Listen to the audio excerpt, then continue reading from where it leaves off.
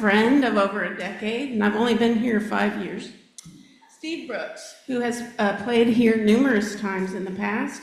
He has spoken and sung at more than 40 UU churches around Texas and beyond. Musically, he's known for writing a song a week for Jim Hightower's radio show and for songs that have been recorded by folk and Americana artists like Slade Cleaves, Albert Gage, and the actor Russell Crowe. On top of his solo career, Steve tours with the legendary 60s folk trio, the Limelighters. Steve will now perform The New Abnormal.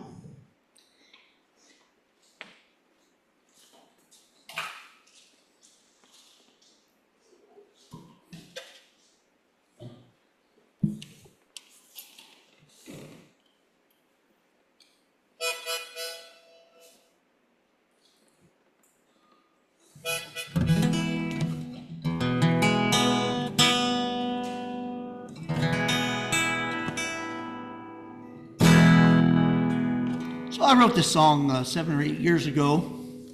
You can kind of remember what was going on back then. Well, still going on.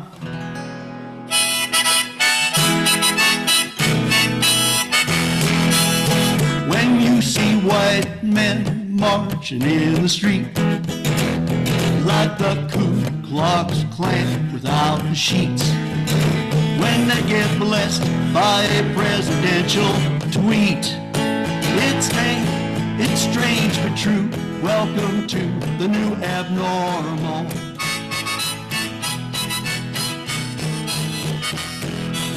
When your election's under an attack by fancy bears playing hacky sack and making up alternatives to facts, this isn't spin you're living in the new abnormal. Abnormal, how things have changed.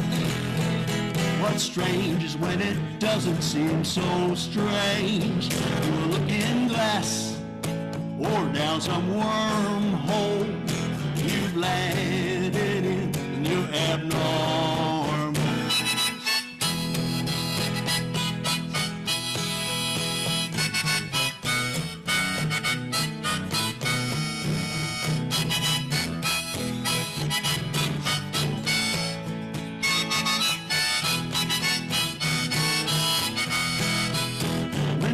Side of Lady Liberty stands a sign that reads no vacancy, except for those who can't afford the fee.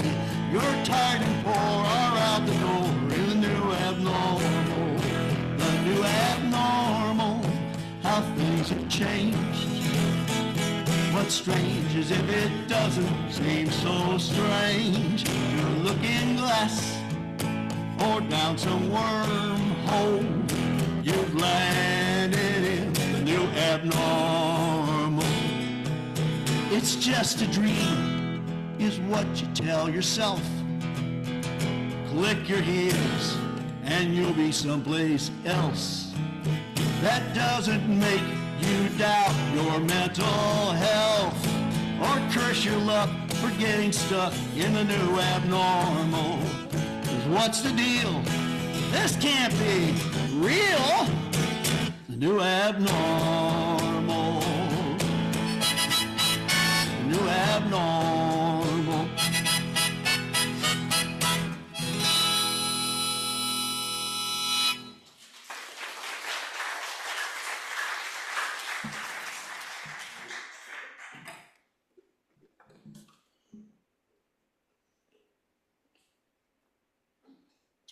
On that cheerful note, I'm going to take a moment to fire up my tablet here.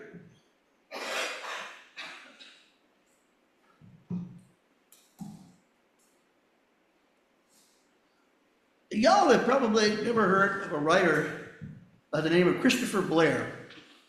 But if you spend much time on social media the past few years, you have probably seen his work. Blair shares several traits with his fellow writer from Maine, Stephen King. He cooks up horror stories for a living. He may rival King's audience with up to 6 million readers a month. The BBC has dubbed Blair the godfather of fake news. He used to blog about politics until he discovered it was more lucrative to simply make stuff up. Stuff that appealed directly to America's reptile brain. Stuff like a Clinton Foundation ship that carried sex slaves, or Joe Biden awarding a presidential medal to a porn star. On his own website, Blair labels his confections as satire, but his goal is to get them picked up by other websites that have even fewer scruples. The more people click through, the more that he can earn from advertisers, as much as $15,000 a month. As Blair was posting one article, he remarked to a real-life flesh and blood reporter, "How could any thinking person believe this nonsense?" It's easy to laugh about someone like Blair. Not so long ago, he would have seemed like a satire himself, perhaps a character from the movie Idiocracy. That was before we heard the phrase alternative facts. That was before the Oxford dictionaries declared the word of the year was the expression post-truth. Welcome to the grave new world of truth decay. It's a Humpty Dumpty world in which words can mean whatever you want them to, and facts can be whatever you'd like them to be. The question that long has puzzled philosophers is now important to all of us. What is truth? It is a paradox of our so-called information age that it's also a misinformation age. More than any other time in recorded history, we have the collective knowledge of all humankind at our fingertips. So, why don't we bother to check it out? When I spend a few minutes in cyberspace, I find it choked with the opposite of knowledge: bogus quotes, suspect statistics, and cockeyed conspiracies. They come from both ends of the political spectrum. University of Colorado found that nearly half the fake news on Facebook was shared by users who rated themselves either extremely conservative or extremely liberal. I confess that I take all this personally. Besides being a musician, I am also a journalist. For 40 years, publications have been paying me to crank up my crap detector, to sift truth from falsehood. But these days, I sometimes wonder, why bother? This morning, I'd like to prove myself wrong. I would like to argue why we should all do our parts to fight truth decay. The problem is a lot bigger than lone con artists and careless clicks. It is a calculated and coordinated assault on our collective sense of reality. At stake are many of the spiritual values that Unitarian Universalists hold dear. For starters, the free and responsible search for truth and meaning, and the democratic process. Both concepts, after all, are tied up together. They are products of the age of reason, of the sunny 18th century belief that if citizens can get the facts, they can govern themselves. Ask Thomas Jefferson, who wrote, "The people cannot be safe without information." It is rare that I ever agree with the conspiracy guru from Austin, Alex Jones, but he's right about one thing. There's an info war going on, and it's being waged one fake at a time. It starts with fake people. A 2025 study found that 37% of the traffic on the internet comes from bad bots, malicious software programs pretending to be human beings. A lot of those bots get rented by celebrities and wannabes who are trying to inflate their supposed numbers of followers. One company rented out bots in bunches as large as 750,000 for everyone from actors to the computer tycoon Michael Dell. Fake accounts, of course, also spread fake news. They create the illusion that if so many people are repeating something, well, it must be true. Says David Mickelson, co-founder of the fact-checking site Snopes, the bilge keeps coming faster than you can pump. Today, most fake news doesn't come from freelancers like Chris Blair. It's dominated by industrial operations with darker motives. In 2016, a Russian agency employed 600 workers to churn out fake posts, fake profiles, and even fake street protests. Amplified by armies of bots, they reached up to 126 million Americans and arguably helped elect a president.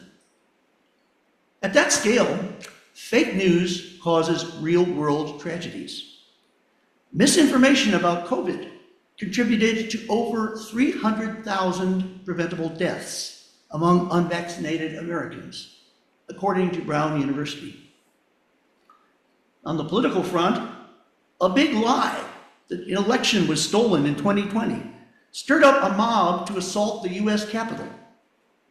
4 years later, a third of Americans still believe the big lie, according to polls, and they voted the liar-in-chief back into office.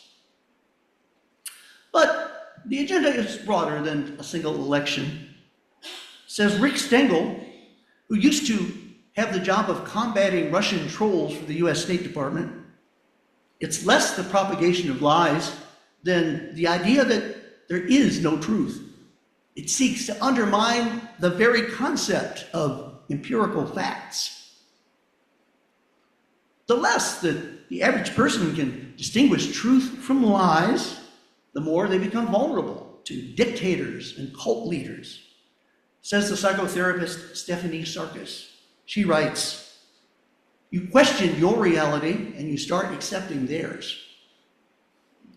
But if you think fake news is a problem today, wait until tomorrow. The latest artificial intelligence tools make it fast and easy to clone both a person's voice and their image. So-called deep fakes are now simulating everything from fake kidnappings to fake celebrity sex videos.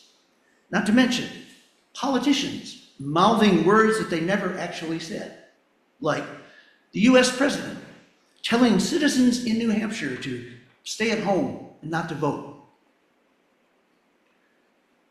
At this point, if you are not cowering under your chairs, you might be wondering, what can religious liberals do to help take back the truth? How can we put responsibility back into the search for truth and meaning? We might start with something very basic, which is recognizing what truth is and what it isn't. We all could stand to relearn and repractice that skill, and we can learn from two groups that do it for a living: scientists and philosophers. Let's start with scientists. Their chief contribution to truth has been the scientific method.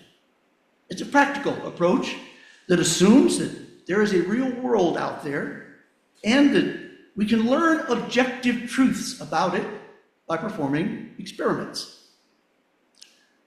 A crucial idea in science is that truth gets validated by a community.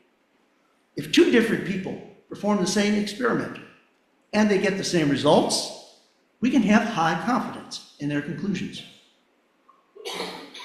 Likewise, if many scientists get consistent results over time, they're onto something. That's why they largely agree on climate change. They have long predicted extreme droughts, storms, and floods. Now, we can all see their forecasts coming true.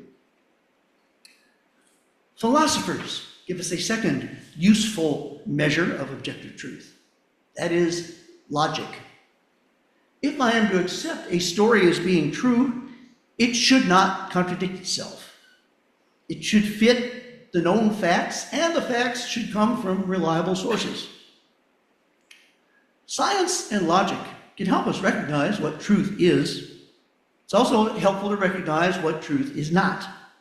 Truth is not opinion, although often we pretend that it is. Most of us are guilty of saying, one time or another, well, I have my truth and you have yours, when we are really talking about opinions. In our liberal religious hearts, we yearn to treat all opinions as valuable. Everyone has equal rights, and so it's nice to think that everyone could be equally right. The problem is that it ain't necessarily so.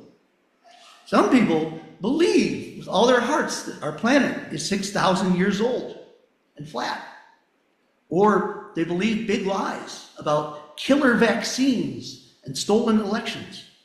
And those lies go viral all the way to the nation's top health officials. Writes the astronomer David Helfand. Everybody feels equally well qualified to post it on their blog, where it becomes their personal version of the truth. It can be easily shared and propagated. Every person has inherent worth and dignity, but we don't have to take every opinion seriously.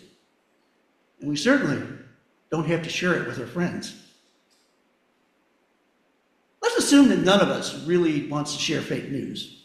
The question then becomes, how do we distinguish it from real news? When bad actors are trying hard to deceive us, how do we sort out the false from the true? This is an area where a third group of professionals can help us out. Journalists. I refer especially to those much maligned journalists, the mainstream media. It is true that they have biases and that they sometimes get the facts wrong. But compared to any other source, day in and day out, year in and year out, they get closer to the truth than anybody else. There's a good reason for that. Vetting and fact-checking. In my newspaper days, every article went through 3 levels of editors before they saw print. We had a detailed code of professional ethics as well. The first principle, seek truth and report it. So, if you'd like to be a more responsible news consumer, I'd like to offer some practical tips from my years as a card-carrying reporter. Things to think about before blindly sharing information on Facebook, Instagram, or, God forbid, X or TikTok. First, consider the source. If it's an individual, do they know the subject they're talking about? When I get a news assignment, my first step is to identify experts who actually know what they're talking about. If the source is a publication, well, I look at its track record. Big city newspapers and network news tend to be the most reliable and objective sources, except, sadly now, for CBS and the Washington Post, which are currently being gutted by right-wing billionaires. Cable news and political websites tend to be more biased and less fact-checked overall. The shining exception has been CNN, which is why a right-wing billionaire is about to buy it. Speaking of track records, it should go without saying that if someone lies multiple times about multiple subjects, then no reasonable person should trust a single word that they say without confirming it from trusted sources. That encompasses, of course, most of the current administration. Second, look at multiple news sources to see whether their reports line up. No reputable newspaper publishes a controversial story without confirming it from at least 2 independent informants. Third, check out facts and statistics before passing them along. These days, it's easy to do, thanks to hyperlinks. Click on one, and you can judge for yourself whether the source of the fact is believable or bunk. An alternative way to double check A dubious claim is to go to websites like Snopes, PolitiFact, or of course, factcheck.com. They don't just rate how truthful it is, they lay out which parts are accurate and which parts aren't. Fourth, listen for weasel words. If a speaker uses lots of qualifiers, like people say, or no one really knows, or everybody knows, chances are they're trying to put one over on you. Here's a psychological tip as well. Beware of confirmation bias. Unconsciously, we are all prone to cherry pick information that confirms what we already believe. We screen out information that contradicts it. As George Costanza put it on Seinfeld, just remember, it's not a lie if you believe it. At a deeper level, we might also ask ourselves, why are we sharing this piece of news? Is our motivation to inform others, or is it to get them as outraged as we are? Says scholar Michael Peterson, who studies how rumors spread online. We need to begin pointing the finger back at ourselves in the fleeting impulses that we feel to incite hostility. In closing, I'd like to remind us that there is great power in truth. Jesus promised that it would set us free. Gandhi spoke of truth force, and he taught that it could change minds and hearts. He meant that when people see tangible proof of injustice, they often demand an end to it. It can be soldiers torturing civilians, police beating protesters, or bosses sexually harassing workers. We see it going on today in the streets of Minneapolis. Truth force is precisely what today's trolls are afraid of. It's why they try to strip us of critical thinking, to render us helpless, to tell facts from falsehoods. The good news is that because we all helped create the problem, well, we can each help to fix it. In our age of unreason, to stand up for clear thinking and common sense can be a revolutionary act. As we are fighting truth decay, we can think of it as mental flossing. The torch of truth falls and goes out if we all expect someone else to carry it. That each of us then resolve to raise the torch on our own. That instead of casting shadows, doubt, and deception, we may be lights unto the world.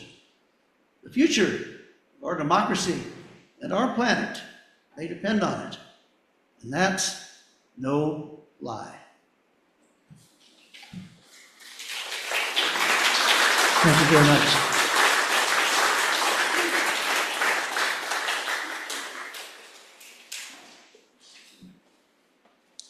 Thank you, Steve.